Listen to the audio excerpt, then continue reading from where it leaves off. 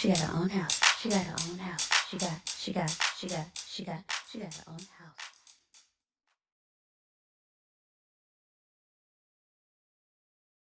Hey family, welcome back to my channel. So today we're going to talk about buying a home through Naca in 2022. So let's talk about it. So in order to celebrate my 1 year anniversary on YouTube, which is next week, I thought that it would be a good idea for me to remake my very first video on this channel, which was buying a home through Naca in 2021. Now, if you watched my last Naca video, then you'll know that I already went through all of the changes. So I'm not going to go through all of that one by one today. But what I am going to do is introduce the Naca program to people that just may be finding out about it right now. So not only do you have no down payment, no PMI, no closing costs, you also get a below market interest rate. And depending on which area of your city you're trying to move into or your income, that's going to determine which interest rate you're going to receive. So if you are moving into a low to moderate income area, or you are considered a low to moderate income individual, and you will understand that information if you just look on the FFIEC GeoMap, and I've already gone through that. I'll try to link it as well, but that will be what determines what your interest rate is. And then not only once you get a below market interest rate, you can still buy that rate down 4 to 6 points. Okay, so super competitive program. No down payment, no PMI, no closing costs, below market interest rate, and you can buy down 4 to 6 points. Every single member can buy down between 4 to 6 points.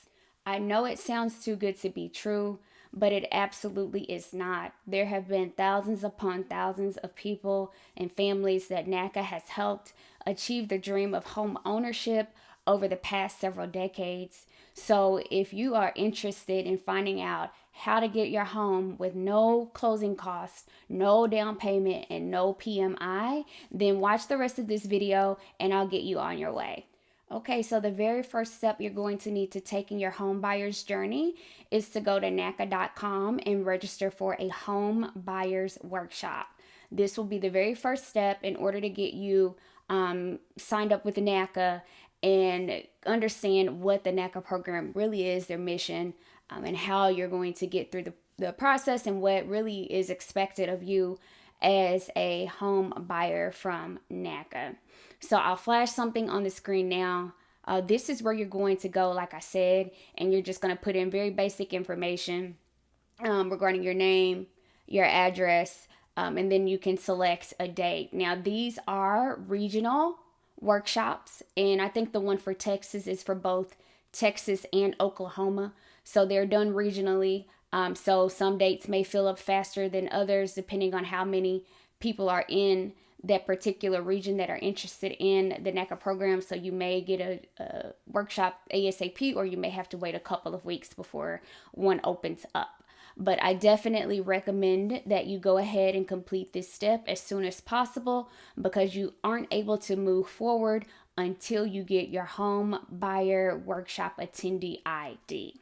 So the workshop is going to be on Zoom, and it's going to be about 3 or 4 hours long. It's going to be covering Naca. You're going to watch like a 20-minute video. It's going to also have a PowerPoint presentation, and a pro tip, the PowerPoint presentation is also available on the Naca website. And then it's also going to contain testimonials from people that have closed through the Naca program. They do take some questions here and there, but mostly it's going to be limited questions, and it's going to be focused really just on that meat of those things that I just mentioned. But you are going to have to carve out 3 to 4 hours on a Saturday, because they are only held on Saturdays. So on a Saturday, carve out that morning. And even if you don't pay attention, I know that's a lot on to ask for a Saturday morning. But if you're at the beauty shop or you're at your kids' games or whatever you got to do, just make sure that you stay on until the very end. Please do not disconnect, because it would have all been for nothing. Because at the very end of the Zoom meeting, they're going to give you a home buyers workshop attendee ID code, and then you're going to go to here on the website. I'll flash it on the screen now. You're going to go to here and enter in that code, and that is going to be how you can get your Naca ID. And once you have your Naca ID, that's when all of the fun starts, because then you're going to be able to start uploading all of your documents. And once you upload all of your documents and pay your membership fee, you can then request an intake appointment to get the ball rolling on your home ownership journey. So I know that I started off the video with saying that you don't need to have any money for a down payment or PMI insurance, and there's going to be no closing costs. However, you must still have $2,500 liquid in your bank account in order to move forward with the Naca process. I'll say that again. You will need $2,500 liquid, not in your 401k or anywhere else like that, but liquid in your bank account in order to move forward with the Naca program, okay? And then any other additional money, which we'll cover that later on, but any other additional money you can have in your 401k, but just know that you cannot show up with $0 in your bank account or less than $2,500 and be able to move forward and say that you're ready to purchase a home, because you're not going to get approved through the Naca program. Okay, now let's talk about the documents that you're going to need to upload into your web file in order to subsequently schedule an appointment to be seen by a housing counselor that works for Naca. And notice that I said housing counselor, because this is going to be the individual that is responsible for counseling you and getting you qualified for a mortgage. And then subsequently, you will then be moved to a mortgage counselor once you're qualified. And that person is a licensed mortgage loan originator, and they will finish you out throughout the rest of the process. I know that this goes without saying, but I'm going to say it anyway. You will need a bank account in order to go through the Naca process and get approved for a mortgage through Bank of America. And if you have more than one bank account, you will also need to let Naca know about those as well. And you will need 90 days worth of statements for each and every account that you own that you let Naca know about. And they're going to need to contain all pages, even the blank ones. They will all need to be uploaded every month when they cut into your web file. Now, it doesn't matter if it's a checking account, if it's a savings account, if it's a money market account. Wherever you have liquid money, you're going to need to let Naca know, and you're going to be responsible for keeping those statements updated in your web file. Now, on that note, each and every Naca member is responsible for having a $200 surplus left over in the account that you pay your bills out of at the end of every month. So what does that mean? A $200 surplus means essentially that you are not living paycheck to paycheck in layman's terms, okay? So after you pay all of your bills every single month, Naca wants to know if you have at least $200 left over, because they say once you're a homeowner, incidental things will come up like repairs here or, or something. And so they want to make sure that you are building healthy habits now to prepare you for home ownership.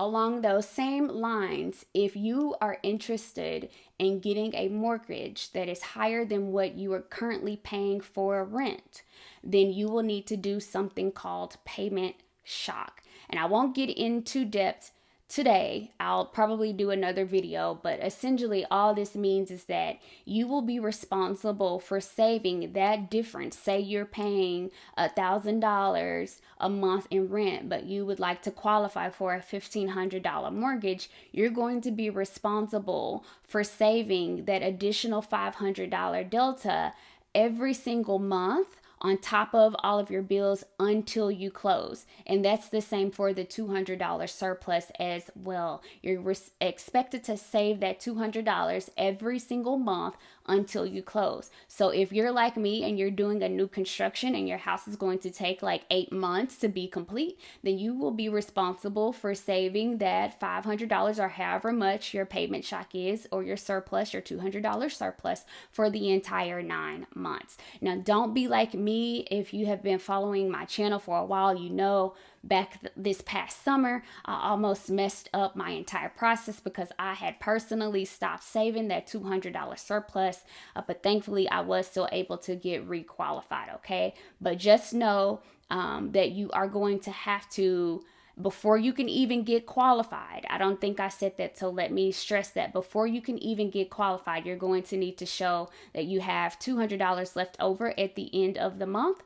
And then also, if you're going to be requesting a mortgage higher than what you're going to be paying rent currently, then before your counselor is going to qualify you and move you on to the next stage of the mortgage process, you're going to have to show 3 to 6 months, depending on your situation, of payment shock, showing that you can save that delta of what you want to pay, and then you will be expected to maintain those savings throughout the entire time you're in the process until you close. You're also going to need income statements, and what I mean by that is that you're going to need pay stubs, at least 30 days worth of pay stubs, any type of child support you're getting, any type of alimony, SSI, any type of income that you have coming in that you won't recognize by Naca. You're going to need to have that uploaded into your web file before you're able to get qualified for the mortgage. It's definitely easy to get behind on those pay stubs, especially if you get paid bi-monthly or semi-monthly, I believe is what it's called, every other week. So definitely don't wait until the last minute in order to upload all of your documents, okay? So you are going to need like a child support verification letter. I've talked about this before, and that's something that you should generally be able to get from your child support website, or at least from your office. That's all they're going to need. They're not going to need like proof of every single deposit that you get, or every single receipt from the child support office that you get that you need to upload. It's nothing complex like that, but definitely go ahead and start gathering those documents as well. Also, you're going to need the last 2 years of your tax returns and W-2s. And I did just post a video where I went into depth a couple weeks ago, and I will link it so that you can go back and understand what the expectations are with Naca around your taxes. But definitely you're going to not be able to move forward until you have 2 years worth of tax returns and W-2s and tax return transcripts on file. So go ahead and work on gathering that information now. Also, I forgot to mention in that you're going to need a statement for your 401k if you will be using any money that's currently inside of your 401k to apply towards minimum required funds, okay? So if you will plan on using some of your money that you currently have stored in your 401k, you're going to need to upload those statements as well. It's not mandatory, okay? Please just understand, it's not mandatory for you to cash out your 401k, but some people are. And if you're one of those people, then be prepared to upload your 401k statements. Now, debt statements. If you currently have debt, you will be required to upload statements for any debt that is currently showing on your credit report, okay? So go ahead and go to annualcreditreport.com and pull your credit report so that way you can see all of the credit cards that you have, card notes, whatever. Then go ahead and go to each of those accounts, download the statements, and upload them to your Naca web file. You will be responsible for keeping those updated. So the more that you can pay off your debt, the better and the easier it is going to be to manage your process, because it's going to be fewer things that you're going to be responsible for having to upload every single month. However, I will advise you to take a look at my video on affordability, and I'll link it because you need to be sure that you're paying off the right debt. Okay, I don't want to get too much into it in this video. Just please go check out that video if you're curious about learning more about paying off debt in order to get a home through NACA. Of course, a major part of debt for a lot of Americans is student loans. And if you are like me, your student loans are currently in deferment due to the pandemic under the CARES Act. However, Bank of America does not accept $0 payments in order to qualify you for a mortgage. So you're going to have to take a couple of extra steps in order to get qualified if you have student loans currently in deferment. So the first thing that you're going to need to do is to make sure that you are on an income-based repayment plan, okay? So that's easy. You can do it online, or you can call into your loan servicer and they can walk you through what your options are. After that, you're going to need to get a letter from your servicer stating what your repayment amount is going to be after your payments are no longer $0. Now, it took me like maybe 3 times of calling Sally Mae in order for them to finally understand and get what it was that I needed. And it was something that they claimed they had to manually type up. So be prepared for a delay on that. I think it took me maybe a month to even get that letter from Sally Mae. Now, you can do the loan simulator, which is on, I think, FAFSA.gov or something. Don't quote me. I'll try to flash it on the screen once I go back and edit this video. But once you do the simulator, then that could also be acceptable. But just to make sure that it includes your name on it as well. But even though I did the loan simulator, I was still required to have a letter from the loan servicer, which I already thankfully had. So it didn't slow down my process at all. But just an FYI, just because you do the loan simulator doesn't mean that that's going to be the end all be all. And just go ahead now and get the ball rolling on seeing what your loan servicer can provide you as far as documentation on their side, as far as what your payments are going to be once they're no longer $0. Okay, so one that is not really talked about a lot that you're going to need is your voter registration card. And not only just for you, but for everyone that's in your household currently that will be living in your NACA home that's over the age of 18. They are required to be registered to vote. I don't know if there is any exception that they are giving to this for people who don't want to be registered to vote. So definitely talk to your counselor if maybe your teenage child, or, not teenage, but 19-year-old child or whatever is not registered to vote or something like that. Maybe it's something that they can do. But you can go to canivote.org and look up your voter registration. But all I did was call my county office and they were able to mail me a physical copy of my voter registration card. And I just uploaded that to my web file and I never got questioned about it. You're going to need some miscellaneous items such as your driver's license, and make sure that it is a clear copy. I was one of the people that got denied and came back with the condition because I had a picture. I took a picture of my driver's license on my phone and converted it to a PDF, but on that picture it was like a glare over some important information, and so the underwriter would not accept my driver's license. So make sure that whenever you are uploading your driver's license, it is a clear picture and all information on your driver's license is able to be easily read by the underwriters. Also, you're going to need to sign the NACA e-consent form and the NACA participation pledge. The NACA participation pledge is essentially stating that you will be participating and volunteering for the NACA program 5 times per year. You are 100% required to participate or volunteer at least one time before you are even able to be submitted for qualification, and then another time again before you are submitted for credit access whenever you've already identified a property that you would like to move forward with a mortgage on. And so it's super easy to get some participation credits. I'll link a video. I talked about it in depth before. So if you need some ideas on what you can do to participate to fulfill those 5 times a year requirements, then definitely watch that video. So once you have uploaded all of those documents, the final step is to pay your $25 Naca membership fee. So yes, it does cost to participate in the program, but definitely I don't even think about the $25 that I have given Naca when I think about how much I have saved by going through the program to get my home, okay? And in order to pay for your $25 membership fee, they will need your checking account info. And I mean checking account number and routing account number for your bank account.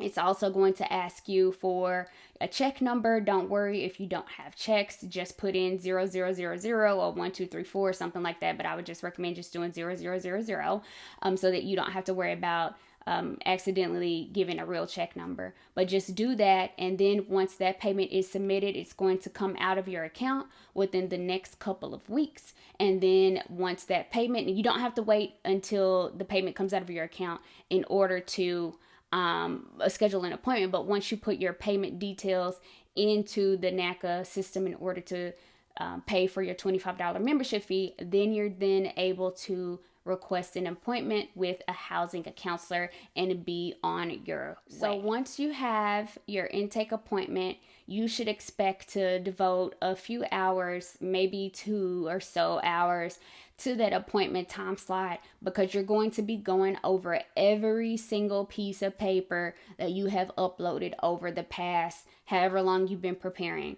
So if you have uploaded 25 documents, 35, 45 documents, depending on what your situation is, then you're going to go over every single document with your housing counselor. You're also going to talk about which area you want to live in, how much you want to pay, how much you would like to be submitted for your affordability. You're going to talk about verifying your landlord information, your employment information, so that they can send out those documents to be completed by your job and your landlord respectively. You're also going to just discuss the process and any questions that you may have. So as you can see, that explains why you need to devote a few hours to that meeting. I would also recommend that you have your letters of explanation on hand whenever you have your meeting with your counselor. And then that way, if something does come up, you can just submit it to her or him immediately, so that you don't have to be rescheduled for another appointment, just to write that LOE and give it to them so that they can submit you for qualification. So once you have been counseled, you are either going to be put on an action plan, which means that you're not quite ready yet for qualification or to be submitted for underwriting because you're missing some information, or you need to save a little bit more, or maybe you haven't been on your job long enough. You know, there's multiple different reasons as to why your counselor wouldn't submit you at that appointment for qualification. But if you have all of your ducks in a row, then your counselor will submit you and your file to the Naca underwriters for qualification. At that point, depending on how backed up the underwriters are, they're going to look through all of the documents that you went through with your counselor, and then they're going to come back with a determination not only on whether or not you would get a conditional approval, but also how much you will be qualified for. And so if you are qualified and you don't like that amount that you have been qualified for, you can go back to your housing counselor and ask to be submitted for your max PITI, which I have talked about again in an earlier video about affordability. So go and check that out if you're interested to learn more about that. But you can either request to be resubmitted, or if you are happy, then you are officially in the housing search process. So once you get into the housing search process, you will then have 6 months on your NACA qualification to get under contract for a home. And remember, like I said earlier in the video, you will be responsible for still uploading and keeping your web file updated. You will also be responsible for maintaining that $200 surplus, and if you have any payment shock, you're going to be responsible for maintaining that as well throughout the entire time you're in the housing search process.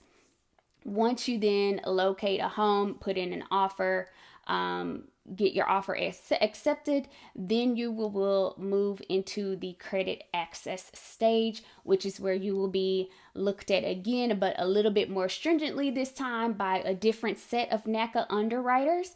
And so once you have been approved by them, then you will move into the bank application process, where all of your information will then be reviewed by Bank of America underwriters. And then so at that point, you're just going to keep going through the motion to get insurance.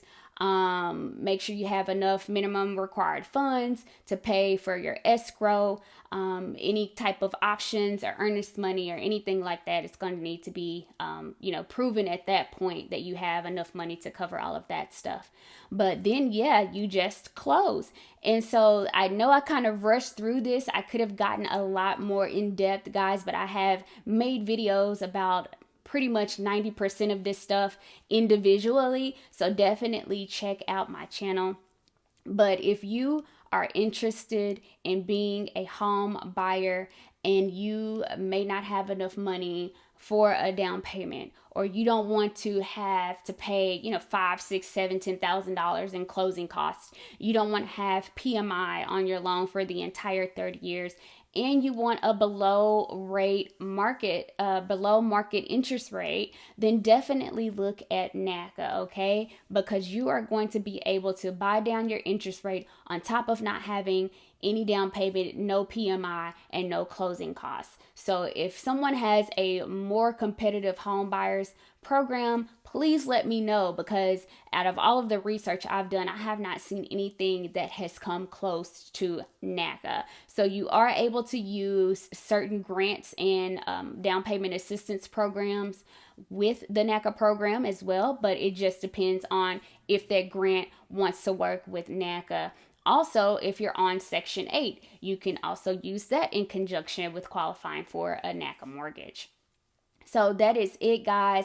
I hope this video has been super helpful. If I forgot anything, I apologize, but I did want to go ahead and wrap this video up because it has gotten a little bit too long today. But let's jump down in the comments and let's talk about it. Don't forget to give this video a thumbs up and subscribe, because it takes a village. Cheers.